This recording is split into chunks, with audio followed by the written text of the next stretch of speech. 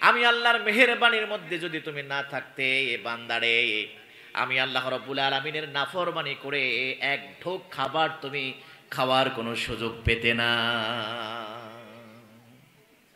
সম্মানিত এলাকাবাসী, এই চমৎকার এই জান্নাতি পরিবেশে এই কোরআনের এই বাগান, এটা প্রতিদিন হয় না। এই বাগান কি প্রতিদিন হয়? এই কোরআনের মেলা, এই কোরআনের আসর বছরে একদিনই হয়। এটা আমাদের জন্য অত্যন্ত বড় সৌভাগ্যের, বড় নিয়ামত যে এখানে বসে বসে আমরা কোরআনের অমীয় বাণী, অমীয় সুধা আমরা পান করছি। যে কোরআনকে যদি আমরা দিল থেকে যদি আমরা বসে বসে শুনি, যতক্ষণ শুনবো ততক্ষণ আমাদের আমল নামায় সওয়াব দিয়ে ভরে দিবেন কে? শুধু সওয়াব দিয়ে আল্লাহ ভরে দেবেন না, আমাদের ঈমানগুলোকে আল্লাহ রাব্বুল আলামিন বাড়িয়ে দিবেন। ওয়া আলা রাব্বিহিম ইয়াতাওয়াক্কালুন। বান্দারে, ঈমানকে আমি আল্লাহ বাড়িয়ে দেব, আমল নামায় সওয়াব দিয়ে আমি আল্লাহ রাব্বুল আলামিন ভরে দেব। ঈমানকে বাড়াতে বাড়াতে বাড়াতে বাড়াতে এমন পর্যায়ে আমি আল্লাহ তোমাদেরকে পৌঁছে দেব, আমি আল্লাহ ছাড়া অন্য দুনিয়ার কাউকে তোমরা পরোয়া করবে না। কথা বলেন ঠিক কিনা? মুমিন এই জন্য হাসতে হাসতে দুনিয়ার সব অশান্তিকে, কষ্টকে ভুলে গিয়ে আল্লাহর জন্য জীবন দিয়ে দেয়, যখন তার আল্লাহর উপরে ভরসা ছাড়া আর কারো উপরে ভরসা থাকে না। কথা কোন ঠিক কিনা? এমনি সম্ভব হয় না। ওয়া আলা রাব্বিহিম ইয়াতাওয়াক্কালুন। একমাত্র ভয়, একমাত্র তাওয়াক্কুল, একমাত্র ভরসা করে মুমিন আল্লাহর উপরে। সেই ঈমান বৃদ্ধির জায়গা, সেই ঈমান বৃদ্ধির আসর, সেই ঈমান বৃদ্ধির বাগান আজকের এই তাফসীরুল কোরআন মাহফিল। আমি অত্যন্ত দৃষ্টি আকর্ষণ করব, এই সময় আর পাবেন না। যেটা চলে যাচ্ছে এটা আর ফিরে আসবে না। 1 বছরের জন্য আমাদেরকে অপেক্ষা করতে হবে। আশা করি আপনারা এদিক ওদিক যারা এখনো আছেন, আমাদের ফাঁকা যতটুকু জায়গায় এখনো আছে, আপনারা দলে দলে সবান্ধবে আমাদের এই জায়গাগুলোকে আপনারা পূরণ করে দিয়ে আমাদের এই জান্নাতি বাগানের সৌন্দর্য আপনারা ভ্রমরের মতো, পঙ্গপালের মতো হয়ে আপনারা এখানে অংশগ্রহণ করবেন, চলে আসবেন।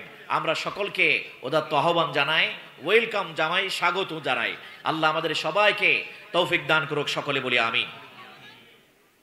আমার ভাইয়েরা, আল্লাহ রাব্বুল আলামিন বলেন, গোলাম রে, এই কোরআন আমি আল্লাহ রাব্বুল আলামিন তোমাদের নিকট দয়া করে, মায়া করে, মেহেরবানি করে তোমাদের নিকট নাজিল করেছি। আমি আল্লাহ রাব্বুল আলামিন দান করেছি তোমাদেরকে। আমি আল্লাহ রাব্বুল আলামিন মানুষ বানিয়েছি তোমাদেরকে। আমি আল্লাহ রাব্বুল আলামিন ভাষা দান করেছি। আল্লামাল ইনসানা মা লাম ইয়ালাম। তোমরা যা জানতে না, অজানা সব বিষয়গুলোকে আমি আল্লাহ রাব্বুল আলামিন জানিয়ে দিয়েছি। গোলাম রে, সে আল্লাহ রাব্বুল আলামিনকে তোমরা কিভাবে ভুলে থাকো, কিভাবে অস্বীকার করো, নাফরমানি করো রে বান্দা। আমি আল্লাহ রাব্বুল আলামিন একমাত্র তোমাদের জীবনের সব ক্ষেত্রে আমি আল্লাহর। সে আল্লাহ রাব্বুল আলামিন আমাদের জন্য বলেন, বান্দারে, এমন ভাবে আমি আল্লাহ রাব্বুল আলামিন তোমাদেরকে সেরা করে বানাইলাম, তোমাদেরকে আমি আল্লাহ রাব্বুল আলামিনের গোলাম করে বানাইলাম, তোমাদেরকে আমি আল্লাহ রাব্বুল আলামিন এত সুন্দর করে বানাইলাম যে এই আমি আল্লাহর জ্ঞান, এই আমি আল্লাহর নাজিলকৃত কোরআন, এই কোরআনকে পৃথিবীর বিভিন্ন ভূখণ্ডে, বিভিন্ন জায়গায়, বিভিন্ন মাদ্রাসায় বর্তমান দেখবেন কোরআনকে পড়ানো হয়, শেখানো হয়। যাদের ভিতরে আল্লাহর এই নাজিলকৃত কোরআনের জ্ঞান, কোরআনের নূর, কোরআনের আলো যাদের ভিতরে ঢুকে যায়, আল্লাহ তাদের ব্যাপারে বলেন, কুল হাল ইয়াস্তাউিল্লাযীনা ইয়ালামুনা ওয়াল্লাযীনা লা ইয়ালামুন। নবী হে, আপনি বলে দেন, যারা জানে আর যারা জানে না তারা কখনোই এক হতে পারে না। তারা কখনোই কি সমান হতে পারে? নবীকে প্রথমে প্রশ্ন করেন। এরপরে আল্লাহ রাব্বুল আলামিন বলেন, ইন্নামা ইয়াতাযাক্কারু উলুল আলবাব, নিশ্চয় কেবল জ্ঞানী ব্যক্তিরাই উপদেশ গ্রহণ করে। এই পৃথিবীতে কোরআনের জ্ঞানী, যিনি জ্ঞানী, তাকে আল্লাহ রাব্বুল আলামিন সবচেয়ে বেশি সম্মানিত করেছেন। তার কথা আল্লাহ রাব্বুল আলামিন কোরআনের মধ্যে উল্লেখ করেছেন। আমার ভাইয়েরা, ইসলামকে আমাদের জন্য পরিপূর্ণ করে দিয়েছেন। এই ইসলামটাকে জানার জন্য আল্লাহ রাব্বুল আলামিন প্রথমে কোরআনকে আল্লাহ রাব্বুল আলামিন পাঠিয়েছেন। যদিও আল্লাহর নবীর কাছে আল্লাহ রাব্বুল আলামিন কোরআন পাঠিয়েছেন আস্তে আস্তে আস্তে আস্তে, পর্যায়ক্রমে, সময়ের পরিবর্তনে, আবর্তনে বিবর্তনে, রাতে দিনে, চলন্ত অবস্থায়, মসজিদের ভেতরে, শোয়া অবস্থায়, ওটের মধ্যে, জিহাদের ময়দানে, পাহাড়ের গুহায়, বিভিন্ন ভাবে আল্লাহ রাব্বুল আলামিন যেই কোরআনকে নাজিল করেছেন, সেই কোরআনকে আল্লাহ রাব্বুল আলামিন সূরা আর রহমানের মধ্যে মানুষ সৃষ্টির আগে আল্লাহ কোরআনের স্থান দিয়েছেন আর রহমান আল্লামাল কোরআন খলাকাল ইনসান। আল্লাহ কয়, আমি সেই দয়াবান, সেই মেহেরবান, যিনি কোরআন নাজিল করেছেন, এরপরে মানুষকে সৃষ্টি করেছেন। তার মানে মানুষ আগে না কোরআন আগে? জোরে বলেন, আমরা আগে না কোরআন আগে? কঠিন কথা। কোরআন দিয়ে আমাদের জীবনটাকে আল্লাহ রাব্বুল আলামিন কমপ্লিট করে দিয়েছেন। ও গোলামেরা, ও মানুষেরা, এই কোরআনের বাহিরে তোমাদের যাওয়ার কোনো সুযোগ নাই। এই কোরআনের আংশিক তোমাদের মানার কোনো সুযোগ নাই। কোরআনকে ছেড়ে দেওয়ার কোনো সুযোগ নাই। কারণ সাহাবায়ে কেরাম বলছেন, ক্বালু সামি'না ওয়া আতা'না, নবী আপনি আমাদের সামনে কোরআনের যেই কথাগুলো বলেন আমরা শুনলাম আর জীবনের জন্য মেনে নিলাম। সেই কোরআনের ব্যাপারে আল্লাহ রাব্বুল আলামিন বলেন, গোলাম রে, আফাতুমিনুনা বিবাদিল কিতাবি ওয়া তাকফুরুনা বিবাদ। এমনটা কখনোই করা যাবে না কোরআনের কিছু অংশ মানবে আর কিছু অংশ বাদ দিবে। না না, এই কোরআন দিয়ে আমাদের জীবনের সব জায়গাকে পরিপূর্ণ করে দিয়েছেন কে? উদখুলু, তোমরা প্রবেশ করো, ফিস সিলমি কাফা, পরিপূর্ণভাবে ইসলামের উপরে, কোরআনের বিধানের উপরে তোমরা পরিপূর্ণভাবে কোরআনের জীবন বিধানকে তোমরা মেনে নাও। একটা কথা না বললেই নয়, সেই কোরআনের অনেক কথাই আমরা বলতে গেলে সরাসরি কোরআন থেকেই যখন বলি, তখন আমাদেরকে আবার ডানে বামে থেকে পরামর্শ দেওয়া হয়, আওয়াজ দেয়, কয় হুজুর মানে নামাজ রোজার কথা কন, পিতামাতার কথা বলেন, জান্নাত জাহান্নামের কথা কন, কবরের কথা কন, কিন্তু হুজুর রাজনীতির কথা কইেন না। কিসের কথা বলেন না? রাজনীতির কথা বলেন না। মাশাআল্লাহ, ঠিক আছে। তাহলে তো রাজনীতির কথা যদি না বলা যায়, কোরআন কি পরিপূর্ণ হইল? জোরে বলেন, হইল না। আল্লাহ বলছেন তোমরা কোরআনের কিছু অংশ মানবে, কিছু অংশ মানবে না। তা হতে পারে না। কিছু অংশের ভিতরে তোমরা প্রবেশ করবে আর সেখান থেকে আবার ফিরে আসবে। আল্লাহ বললেন ফিস সিলমি কাফা, পূর্ণাঙ্গভাবে কোরআনকে পড়ো, পূর্ণাঙ্গভাবে কোরআনের ভিতরে প্রবেশ করো, পূর্ণাঙ্গভাবে কোরআনের বিধানকে জীবনে মেনে নাও। সব আজকে আমরা অশান্তির মধ্যে আছি, আমরা বড়ই ঝুঁকিপূর্ণ অবস্থানে আছি। আপনার গাড়ির ভিতরে একটা হাত একটা পা, চলন্ত গাড়ির বাহিরে আর একটা হাত আর একটা পা, যে কোনো সময় আর একটা গাড়ির সাথে ঘর্ষণ লেগে আপনার হাত পা কেটে যেতে পারে, ছুলে যেতে পারে, ভেঙে যেতে পারে, খণ্ড হয়ে যেতে পারে। কথা বলেন ঠিক না ব্যাঠি? জীবনের যেই জায়গার মধ্যে আমরা কোরআন মানি, যেখানে আমরা ইসলাম মানি, সেখানে শান্তি বেশি না কম? আওয়াজ দিতে হবে, বেশি না কম? এই যেখানে কোরআনের মাহফিল হচ্ছে, দেখবেন ডানে বামে কোনো মদের আড্ডা নাই, কোনো জুয়ার আড্ডা নাই, কোনো টাস খেলা নাই, কোনো লাফালাফি ফালাফালি নাই, কোনো হই হল্লা নাই। কথা কোন ঠিক কিনা? কিন্তু জায়গাটা যদি গানের হইতো, জায়গাটা যদি শয়তানি কোনো মঞ্চ হইতো, নিঃসন্দেহে 2-4টা জোয়ার আসর এখানে থাকতো ডানে বামে। কথা কোন ঠিক কিনা?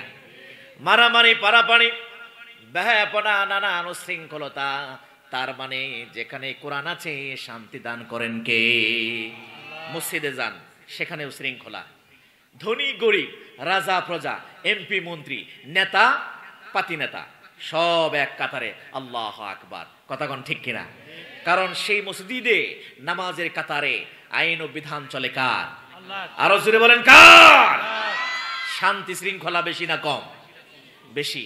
বিশেষ করে এদেশে দেখবেন মাদ্রাসা, আমাদের দেশে শিক্ষা ব্যবস্থা 2 ধরনের। একটা হলো মাদ্রাসা শিক্ষা ব্যবস্থা বা আরবি শিক্ষা ব্যবস্থা, আর একটা হলো জেনারেল স্কুল শিক্ষা ব্যবস্থা। মাদ্রাসা শিক্ষা ব্যবস্থার মধ্যে আবার 2 ধরনের, একটা হলো সরকারি আলিয়া, আর একটা হলো বেসরকারি কওমিয়া। যেমন আজকে যে মাদ্রাসার উদ্যোগে মাহফিল হচ্ছে তালিমুল কোরআন ইসলামিয়া মাদ্রাসা, এই জাতীয় এদেশে যত মাদ্রাসা আছে দেখবেন মাদ্রাসার মধ্যে শান্তি শৃঙ্খলা বেশি না কম? কিরকম বেশি শুধু বললেই হবে না। একেবারে ছোট্ট বাচ্চা 5-6 বছর হতে না হতেই বাবা মা বড় স্বপ্ন বেঁধেছে, জীবন্ত স্বপ্ন। আহারে, আমার বংশের মধ্যে কোনো আলেম নাই, আমার পরিবারে কোনো হাফেজে কোরআন নাই, আমার মৃত্যুর সময় জানাজা পড়ার মতো যোগ্য কোনো মানুষ নাই।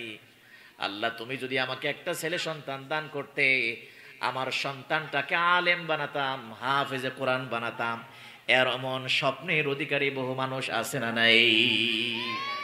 আল্লাহ পূরণ করে দিলেন, ছেলে সন্তান দান করেন।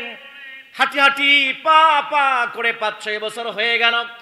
যেই ছোট্ট ছেলে এখনো লুঙ্গি পড়তে পারে না, নিজের জামাও নিজে ঠিক করতে পারে না, কপালের মধ্যে চুমু দিয়ে মা 2 হাত দিয়ে তার ছোট্ট বাচ্চা ধনকে ছোট্ট একটা লুঙ্গিটাকে মোচার দিয়ে তার গায়ের মধ্যে পরিয়ে ওস্তাদজি মুহতামিমের কাছে নিয়ে গেলেন। হুজুর, মনে বড় আশা, মনে বড় স্বপ্ন, আমার এই অবুজ মাসুম বাচ্চাকে হাফেজে কোরআন বানাবো, আলেম বানাবো। হুজুর মেহেরবানি করে আমার অবুজ সন্তানের দায়িত্ব নিন, আমার সন্তান যেন হাফেজে কোরআন হতে পারে। মাদ্রাসায় দিয়ে নিল। এমন বয়সে, যেই বয়সে নিজেও ভালো করে খেতে পারে না, নিজের জামা নিজেও ধুইতে পারে না, নিজের বিছানাটাও নিজে করতে পারে না, ডানে এবং বামে বড় ভাইগুলো তাকে সহযোগিতা করে, সাহায্য করে। একই বিছানার মধ্যে শুয়ে থাকে, দেখবেন ডানে বামে সামনে পিছনে লোকজনের কোনো অভাব নাই। শিক্ষক সুন্দর করে তাকে রাত 9টা বা 10টার দিকে তাকে ঘুম আনিয়ে দিয়েছে। এই শোনো, সবাই শুয়ে পড়ো। যার যার বিছানা, একেবারে ঢালাও বিছানা, শুয়ে পড়ছে। মাদ্রাসায় গেছেন তো আপনারা সবাই? আচ্ছা, বিভিন্ন মাদ্রাসায় কম বেশি যান আপনারা কারা কারা? একটু হাত তোলেন তো, যে আমি মাদ্রাসায় যাই বা গিয়েছি। মাশাআল্লাহ, সবাই, তার মানে অভিজ্ঞতা আছে। দেখবেন সেই মাদ্রাসাগুলোতে হুজুর যখন ছাত্রদেরকে ঘুমানিয়ে দেয়, সেখানে কারো বয়স 15 বছর, কারো বয়স 20 বছর, কারো বয়স 15 বছর, 12 বছর, কারো বয়স আবার 8-9 বছরও আছে না নাই? ছোট্ট। বলেন দেখি 7-8 বছরের ছেলেটা আর কি বুঝবে?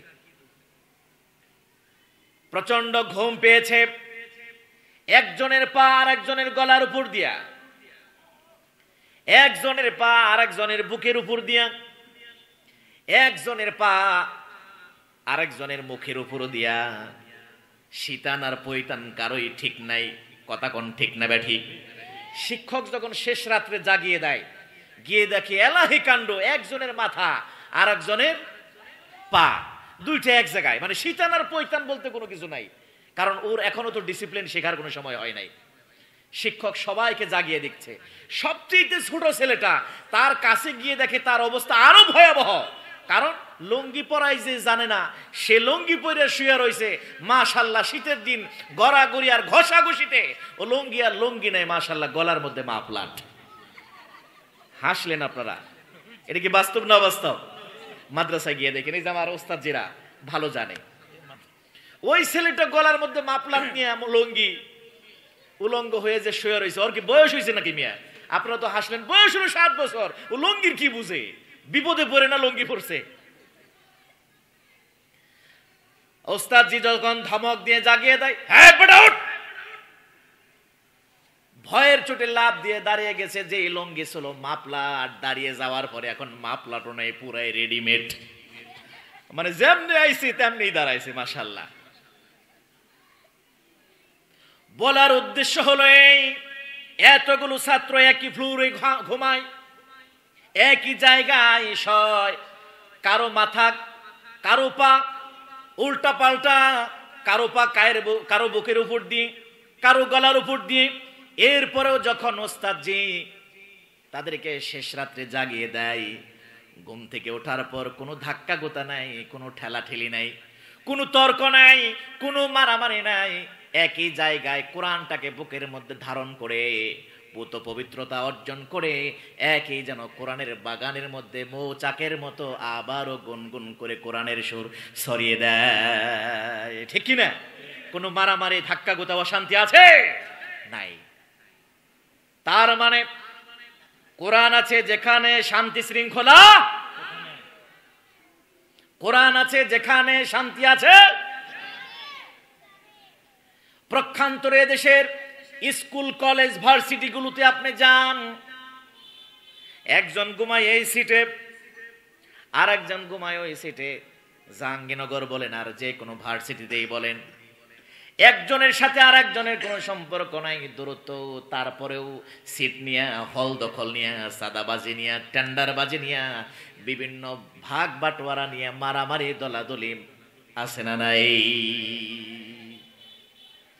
আল্লাহ বলেন, গোলাম রে, তার মানে এই কোরআন যেখানে আছে, এই কোরআনের আইন যেখানেই প্রতিষ্ঠিত আছে, এই কোরআনের আইন যেখানেই বাস্তবায়িত আছে, আল্লাহ কয় গোলাম রে সেখানে শান্তি আছে। তুমি সেই কোরআন যদি তোমার পথে ঘাটে, বাজারে, শহরে, বন্দরে, অফিসে, আদালতে, গোটা দেশের সর্বত্র যদি তুমি কোরআনের নূর ছড়িয়ে দিতে পারো, কোরআনের আলো দিয়ে যদি তোমার জীবন, পরিবার, সমাজ এবং দেশ গড়তে পারো রে বান্দা, এমন করে তোমার শান্তি শৃঙ্খলা আমি আল্লাহ সব জায়গায় আমি আল্লাহ রাব্বুল আলামিন কায়েম করে দিব। বলেন আল্লাহু আকবার, নারে তাকবীর। আল কোরআনের আলো, আল হাদিসের আলো। কোরআন আছে যেখানে, মসজিদ মাদ্রাসা যেখানে, আলেম ওলামা যেখানে, ইসলামী দল যেখানে। ওরে আল্লাহ, আবার কোন জায়গায় কোরআনে আবার দলের কথাও আছে? দলের কথা আছে না নাই? তিবিয়ানান লিকুল্লি শাই। আল্লাহ বলেন, ওয়ানাজ্জালনা আলাইকাল কিতাবা তিবয়ানান লিকুল্লি শাই ওয়া হুদাও ওয়া রাহমাতাও ওয়া বুশরা লিল মুসলিমিন। এমন কোন বিধান নাই, এমন কোন বিষয় নাই গোলাম রে, যেই কোরআন তোমাদের নিকট নাজিল করেছি, এমন কোন বিষয় নাই যেই বিষয় আমি আল্লাহর কোরআনের মধ্যে বর্ণনা নাই। মাশাআল্লাহ। সব যদি কোরআনের মধ্যে থাকে, তাহলে নামাজ, রোজা, হজ, যাকাত, জিকির, আজগার, মিটিং, মিছিল, রাজনীতি, অর্থনীতি, পেটনীতি, দুর্নীতি, আপনি সব কিছু কিভাবে করবেন না করবেন কোরআনের মধ্যে আছে। তবে দুর্নীতির কথা বললেও কিন্তু কোরআনে দুর্নীতির অনুমতি নাই। দুর্নীতির কথা আছে, আবার দুর্নীতি করলে যে শাস্তি, সেই শাস্তিও কোরআনে আছে না নাই? মানুষ মারার কথাও কোরআনের মধ্যে আছে, কিন্তু আপনি অবৈধভাবে, অন্যায়ভাবে, নিরপরাধী কোনো মানুষকে যদি আপনি মারেন, এর জন্য কি পরিমাণ শাস্তি হবে, অপরাধের পরিমাণটা কত বড়, এই কথাও কোরআনে আছে না নাই? আল্লাহ বলেন, মান কাতালা নাফসা, কোন মানুষ যদি কোনো মানুষকে অন্যায়ভাবে, নিরপরাধ কোন মানুষকে যদি মারে, তার অপরাধের পরিমাণ হলো এত, ফাকান্নামা কতালান নাস জামিআ। একজন মানুষ নিরপরাধ হওয়ার কারণে কোন মানুষ যদি তাকে মেরে ফেলে, গোটা দুনিয়ার সব মানুষকে যেন সে মেরে ফেললো, এমন অপরাধ আমি আল্লাহ তার আমলনামায় দিয়ে দিব। কিয়ামতের ময়দানে তার শাস্তিটাও এত কঠিন হবে। আজকে আমরা দুনিয়ায় এমন কোন অন্যায় এবং অপরাধ নাই যেটা ক্ষমতার জন্য, অর্থের জন্য, পদের জন্য, দুনিয়ার জন্য আমরা না করছি। কথা কোন ঠিক না ব্যাঠি? আমার সবকিছু হবে আল্লাহর জন্য, আমার সবকিছু হবে আল্লাহর সন্তুষ্টির জন্য। আমি এই কথাটা প্রায় বলে থাকি সব জায়গায়। ইসলাম আপনার সবকিছুর খবর রাখে। যেমন আমরা যে পৃথিবীর শ্রেষ্ঠ ঘর, আল্লাহর ঘর মসজিদ, এই মসজিদে যখন আমরা ঢুকি, মসজিদে ঢোকার সময়ও একটা দোয়া আছে না নাই? সেখানে ঢুকতেও আল্লাহর নাম আছে না নাই? ঢোকার শুরুতে আল্লাহর নামও আছে, প্রশংসা আছে, দোয়াও আছে। আমরা বলি আল্লাহুম্মা আফতাহলি আবওয়াবা রাহমাতিক। শুধু তাই নয়, পৃথিবীর শ্রেষ্ঠ জায়গা, শ্রেষ্ঠ ঘর হিসেবে মসজিদে ঢোকার জন্য আমরা কোন পাটা আগে দিব সে আদবও আমার ইসলামে আছে না নাই? ডান পা দিয়ে আল্লাহর নাম নিয়ে আপনি যেই মসজিদে ঢুকলেন, পৃথিবীর শ্রেষ্ঠ ঘর, পৃথিবীর শ্রেষ্ঠ জায়গা, আবার প্রক্ষান্তরে মসজিদের পাশেই যে বাথরুম, যে টয়লেট, সেই টয়লেটে ঢোকার জন্য দেখবেন আপনি আল্লাহর নাম আছে না নাই?